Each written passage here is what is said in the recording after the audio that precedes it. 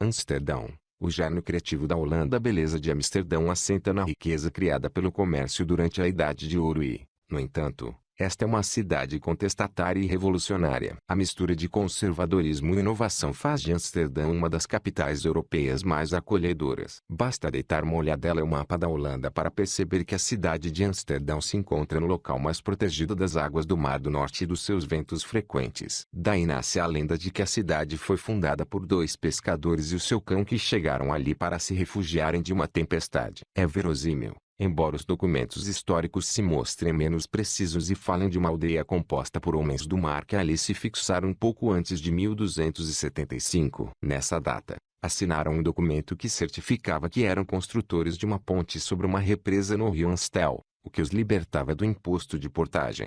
O Singelgracht serpenteia e desenha uma meia-lua. Este canal é um antigo fosso que separava Amsterdão medieval das zonas novas até o momento em que a capital holandesa se abriu ao mundo, conquistou riquezas de países distantes e se converteu no primeiro centro financeiro do velho continente. Aqui se fundou a primeira bolsa de valores da história e os seus comerciantes enriqueceram em pouco tempo. Entre os séculos 17 e 19, a Holanda baseou a sua prosperidade econômica no comércio de cravo e noz moscada trazidos da Indonésia, canela do Ceilão, ouro e prata do Japão e sedas e porcelanas da China. A beleza de Amsterdão deve muito a esse período dourado. Os comerciantes começaram a competir entre si construindo casas junto dos canais do que conquistavam terrenos zonas pantanosas da Baía de Marquirwaard. A moral protestante, que impede a ostentação de riqueza, exigia fachadas austeras, onde a única transgressão permitida eram os frontões. Hoje esses remates arquitetônicos maravilham os visitantes que deambulam sem bússola pelos 5 principais canais que dão a forma de um croissant à zona medieval de Amsterdão. Aqui podem ver-se casas estreitas e altas,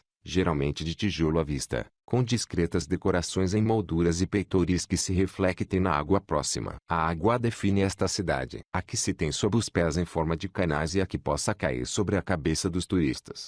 Proveniente do céu. Amsterdão não atinge 1 milhão de habitantes. Para uma grande capital europeia, é até bastante pequena. E no entanto compete no ranking das cidades europeias preferidas dos viajantes, embora se distinga de todas em quase tudo. Cada viajante visita a capital holandesa com motivações e objetivos muito distintos, embora todos encontrem nela o bom humor e a vitalidade. A sucessão de edifícios burgueses dos canais alterna com o ar jovial conferido pelas cerca de 800 mil bicicletas que circulam pelas suas ruas. Os museus encontram-se entre os mais modernos da Europa. O Rijksmuseum possui a maior coleção de pintura holandesa do mundo e só por ele vale a pena a viagem. No interior, acumulam-se Rembrandts, Vermeers, Van Dycks, Bruegel, Claes. A quantidade de beleza e pormenor nas incontáveis obras de pintura deslumbra o visitante. E, no entanto, a maioria dos visitantes da cidade é atraída em pé de igualdade pelo seu mais feroz concorrente, o Museu Van Gogh, dedicado à vida e obra do gênio desequilibrado que nos fez ver de outra forma uma noite estrelada,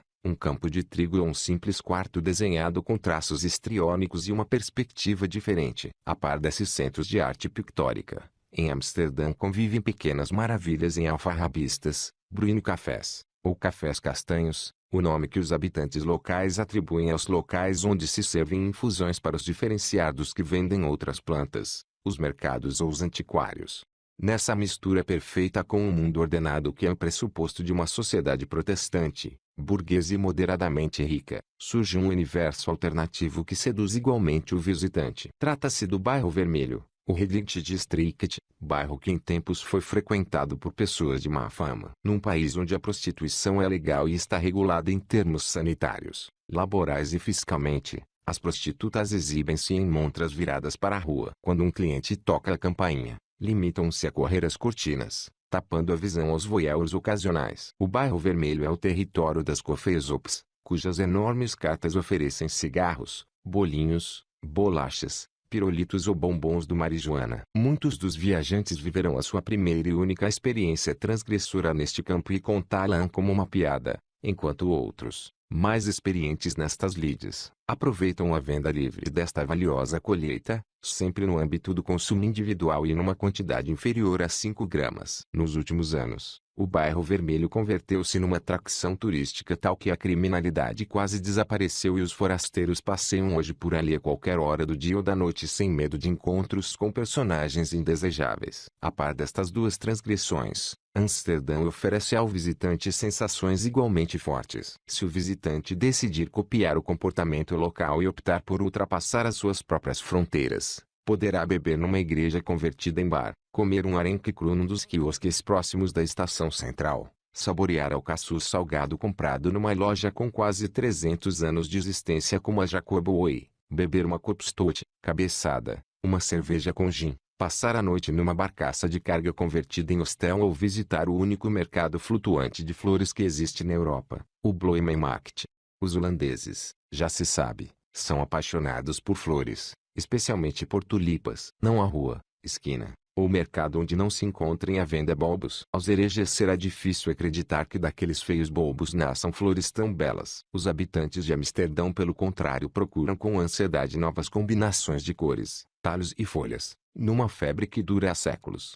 Entre tanta dispersão diletante, haverá espaço para alguns momentos mais sérios. Quase ninguém falha a visita à Casa Museu Anne Frank, onde se conta a invasão nazi da Holanda e o medo vivido pelos membros da comunidade judaica refletido no diário desta rapariga. Outra relíquia das perseguições é a Igreja de Nosso Senhor, em Oldesvoorburgwal. Oculto no último piso de uma casa burguesa, o templo acolheu os católicos do século XVII que não podiam professar em público a sua religião.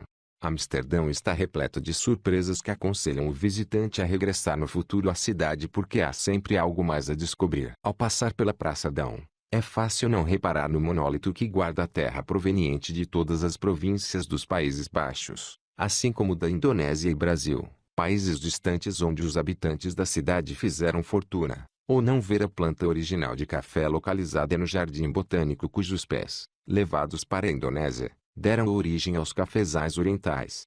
Boa parte da história de comércio e viagens desta cidade conta-se no Museu Marítimo, que foi renovado a fundo e reabriu as portas em 2012. A compreensão da Idade Gloriosa da Holanda não dispensa visita ao distante Tropenmuseum, o Museu dos Trópicos. Esta instituição vital, que se renova sempre com grande originalidade, exprime as diferentes culturas do mundo através de exposições e atividades de um esmero irrepreensível. O museu situa-se no extremo oriental da cidade velha, junto ao Oosterpark. As distâncias curtas são um convite irresistível para sair da cidade e conhecer os arredores conquistados ao mar. Para admirar uma vez mais a capacidade inventiva destes europeus atlânticos, que souberam construir um país onde apenas havia pântanos, vale a pena a viagem de comboio que, em 20 minutos, transporta o viajante para Zaanstad. Este bairro de Zaandam é um museu ao ar livre. Se o visitante ainda não teve a oportunidade, tem aqui o momento ideal para andar de bicicleta neste país onde as duas rodas a pedal são a imagem de marca. Praticamente alinhados em frente do mar, esperam numa vintena de moinhos com mais de 200 anos de idade que ilustram as funções tradicionais: moer sementes de mostarda, pigmentos para pintura e sementes de girassol para óleo, fazer funcionar uma serração ou simplesmente afastar a água que vem do mar. O estalido da madeira proveniente dos mecanismos transporta os visitantes para um mundo arcaico. Além disso, o bairro conserva sua estrutura medieval feita de casas tradicionais. Antes de regressar a Amsterdão, vale a pena aproximar-se de Volendam, poucos quilômetros a norte da capital. É uma cidade que conserva a traça urbana medieval e onde algumas mulheres ainda calçam as socas tradicionais de madeira e envergam as blusas bordadas e as saias negras à semelhança das antepassadas. Muito próximo fica Edam, a pátria do queijo. Para alguns, o Edam será sempre o queijo, coberto com uma fina capa de cera vermelha para suportar a exportação ou cera amarela para o queijo destinado à Holanda. É um dos produtos que mais facilmente se associam a este país. O mercado de rua deste produto remonta a 1526 e continua a ter lugar todas as quartas-feiras de manhã. É uma mistura de espetáculo para turistas e de espaço de verdadeiras transações. É a forma ideal para passar um momento agradável no mundo rural antes de mergulhar no ambiente cosmopolita de Amsterdão, regressando aos canais para continuar a descobrir recantos inesperados de uma das mais surpreendentes cidades do mundo.